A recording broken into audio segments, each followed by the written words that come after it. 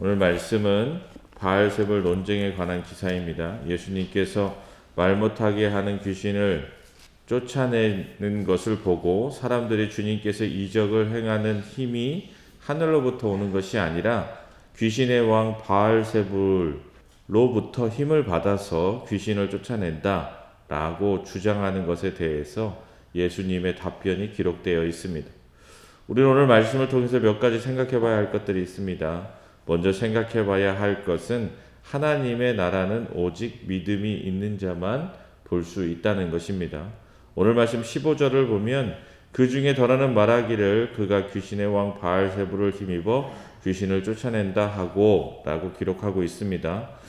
예수님께서 말 못하게 하는 귀신을 쫓아내자 귀신이 나가고 말 못하는 사람이 말을 하게 되는 것을 본 무리들의 반응입니다. 그들은 예수님께서 귀신을 쫓아내자 그 능력이 하늘로부터 온 능력이 아니라 귀신의 왕 바알세불을 힘입어 한 일이라고 비난하고 있습니다. 그리고 16절을 보면 내가 진정 메시아이면 귀신을 쫓아내는 것보다 더 큰 하늘의 표적을 보여달라고 주님을 시험하고 있습니다. 하늘에서 만나가 내린다든지 여호수아가 해를 멈춘 것과 같은 초자연적인 증거를 요구하고 있는 것입니다. 그렇습니다. 믿지 않으려고 마음먹은 사람들은 확실한 증거를 보여줘도 믿지 않습니다. 음모론과 가짜 뉴스를 믿는 사람들은 어떻습니까? 아무리 증거를 제시해도 믿지 않습니다. 여전히 부정선거를 주장하는 사람들이 있습니다. 이미 대법원과 헌법재판소에서 근거가 없다라고 판결이 났음에도 불구하고 믿으려고 하지 않는 사람들은 부정선거를 계속해서 주장합니다. 여러분, 히틀러가 살아있어요? 죽었어요? 죽었죠. 재밌는 거는 아직 살아있다고 믿는 사람들이 있어요. 독일이 2차 대전에서 패망하게 될 것이 눈에 불보듯 뻔해지자 히틀러가 자기가 살기 위해서 어떻게 했냐면 달 뒤로 가서 숨었대요. 그래서 거기서 아직까지 살아있다고. 그렇게 믿는 사람들이 실제로 있습니다. 그렇게 음모론을 제기하고 아무리 증거를 들이대고 아무리 이야기를 해도 믿지 않으려고 하는 사람들은 믿지 않고 이와 같이 황당한 주장을 믿습니다. 그렇죠. 사이비 종교를 믿는 사람들은 어때요? 이단 종교에 빠져있는 사람들도 보면 그 교주가 너무나도 볼품없는 하찮은 인간인 것, 인간밖에 되지 않는다는 것이 사람들에게 다 보여줘도 어떻습니까? 그 믿는 사람들, 추종하는 사람들은 그 모든 것들을 다 부정하고 끝까지 그 사람에게 추정하는 모습들을 보여요. 믿지 않으려고 마음먹은 사람들은 절대로 믿지 않습니다. 객관적으로 너무나도 잘못된 것들이 드러나도 맹신하는 사람들은 그 객관적인 증거조차도 모두 무시하고 자기의 신념을 따릅니다. 지금 유대인들은 주님의 이적을 보고도 믿지 않습니다. 왜 그렇습니까? 믿지 않으려고 마음먹고 있기 때문에 그래요. 그래서 주님의 행한 일이 악한 힘을 빌어 행하였다고 폄하하고 있는 것입니다. 그런데 이것은 주님께서 역사적으로 이적을 행하셨다라는 증거가 됩니다. 왜냐하면 예수님을 싫어하는 사람들조차 주님이 귀신을 쫓아낸 것을, 주님이 귀신을 쫓아내는 능력을 발휘한 것을 인정하고 있기 때문에 그렇습니다.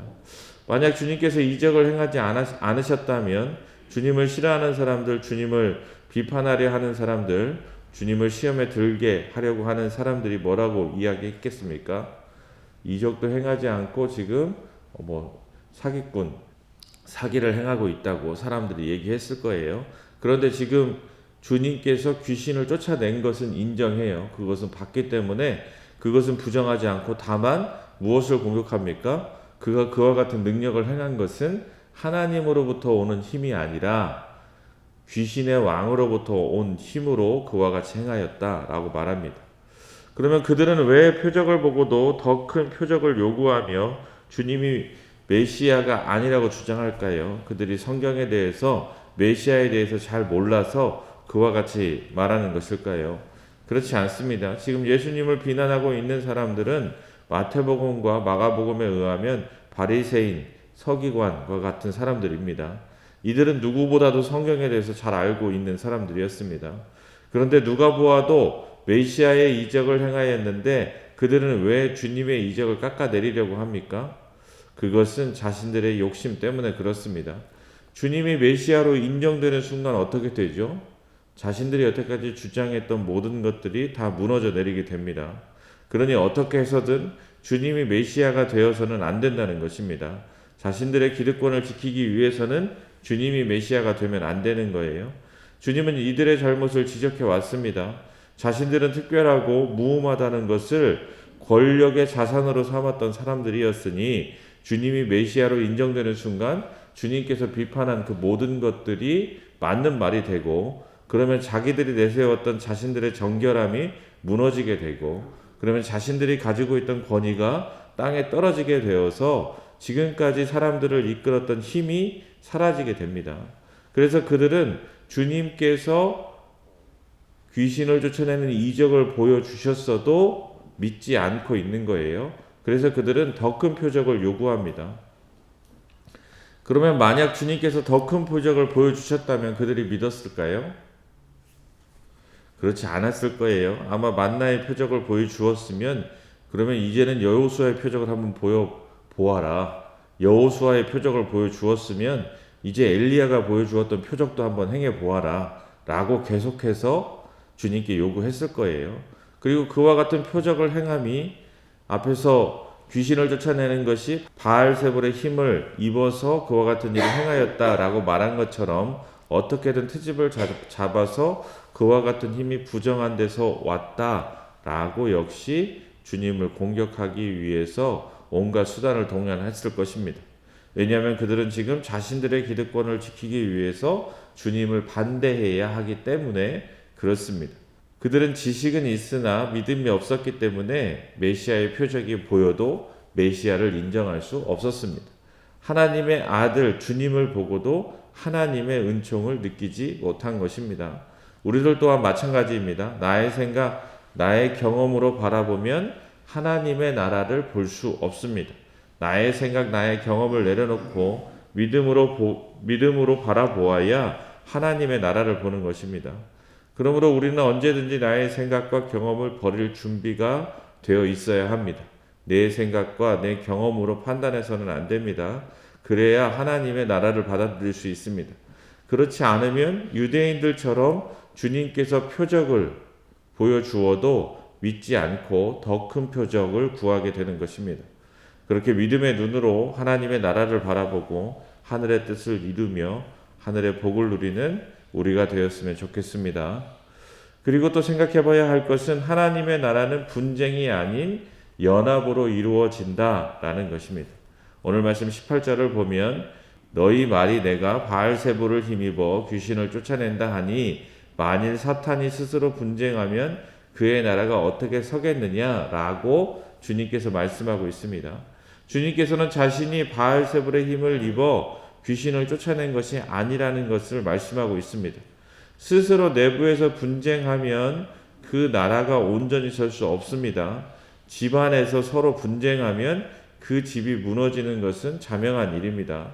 그러니 사탄이 귀신 들리게 한 것을 사탄의 힘으로 쫓아낸다고 주장하는 것은 말이 안 된다라고 지금 주님께서 말씀하고 있습니다. 사탄도 스스로 분쟁하면 하나님 나라를 반대하는 자신의 나라가 망한다는 것을 알고 있다라고 주님께서 설명하고 있습니다.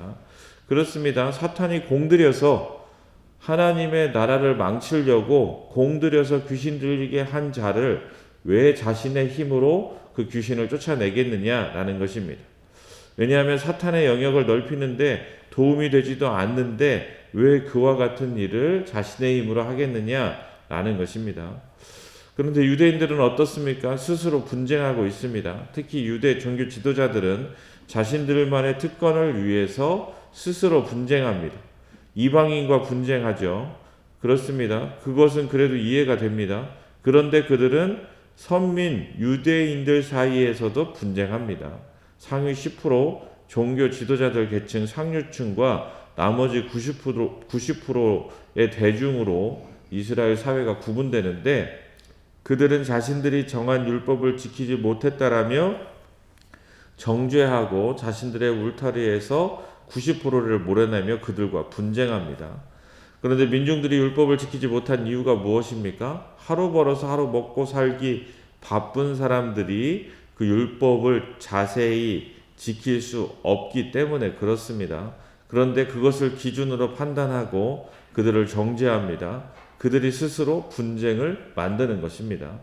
그러면 상위 10% 사람들끼리는 연합합니까? 그렇지도 않습니다. 사두개파, 바리새파 서로 자신들에게만 구원이 있다고 또 자기 스스로 분쟁합니다. 이렇게 분쟁하니 어떻게 됩니까? 하나님의 나라가 그들에게 주어지지 않고 멸망에 이르게 되는 것입니다. 멸망의 길로 나아갈 수밖에 없는 것입니다. 우리들은 어떠합니까? 우리 그리스도인들은 연합합니까? 우리 교회는 연합합니까? 분쟁을 경계하고 있습니까? 하나님의 나라는 분쟁함으로 결코 이룰 수 없습니다. 일치와 화합으로 연합할 때 이루어지는 것이 바로 하나님의 나라임을 우리는 알아야 됩니다. 물론 그 일치와 화합으로 연합하는 것의 기준은 하나님이 되어야 합니다. 누군가 어떤 집단의 기준이 아닌 하나님의 기준이 되어야 한다는 것을 우리는 잊어서는 안 됩니다. 그런데 우리는 어떠합니까? 하나님의 말씀을 기준으로 하는 것이 아니라 자신의 생각을 기준으로, 자신의 경험을 기준으로, 자신의 성향을 기준으로 판단하고 정죄하며 스스로 분쟁할 때가 참 많다라는 것을 우리 스스로 생각해 봐야 합니다. 그러므로 우리는 하나님을 향해 살아가야 합니다. 하나님만 바라보며 살아가야 됩니다. 하나님의 말씀 앞에 모든 것을 내려놓을 준비가 되어 있어야 하고, 아직 내려놓지 못한 것들을 발견하기 위해 하나님의 말씀 앞에 겸손히 무릎 꿇고 나아가 스스로를 바라볼 수 있어야 합니다. 그렇게 겸손한 마음으로 하나님의 말씀 앞에 무릎 꿇을 때 우리의 신앙이 온전해질 수 있음을 우리는 기억해야 합니다. 우리가 나의 판단, 나의 생각으로 교만해져서 판단하는 순간 어떻게 됩니까? 분쟁하게 되고 멸망의 길로 나아간다라는 것을 잊어서는 안 됩니다. 일치와 화합으로 연합하여 하늘의 뜻을 이루고 하늘의 복을 누리며 하나님의 나라를 만들어가는 저와 여러분, 우리 한들교회 될 수 있기를 주님의 이름으로 소망합니다.